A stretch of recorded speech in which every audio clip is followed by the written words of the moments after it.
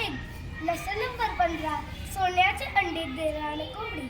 एकदा एक गरीब शेतकरी होता. आपल्या मुलांना अंडी खायला मिळावीत त्याने एक कोंबडी विकत घेतली. काही दिवसांनी तिने अंडी द्यायला सुरुवात केली आणि काय आश्चर्य, तिने पहिलाच अंडा सोन्याचा दिला. हा बघून शेतकरी आश्चर्यचकित झाला. त्याने ते अंडे बाजारात विकले.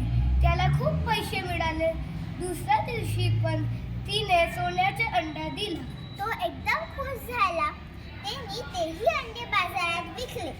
अशा प्रकारे कोंबडी रोज एक सोन्याची अंडी देऊ लागली आणि शेतकरी त्याला बाजारात विकू लागला.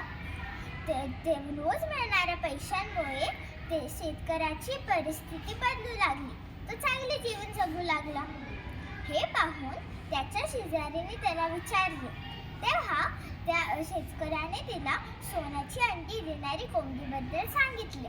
तेव्हा शेतकऱ्याने म्हणाले की ती कोंबडी जर दररोज एक सोन्याचे अंडे देत असली तर तिच्या पोटात कितीतरी सोन्याचे अंडे असतील. शेतकरी त्यावर विचार करू लागला. कोंबडीला मारून तिच्या पोटातली सर्व अंडे काढून विकले तर किती श्रीमंत असे त्याला वाटले.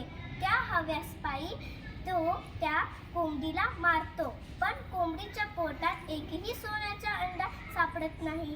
तो उदास होतो.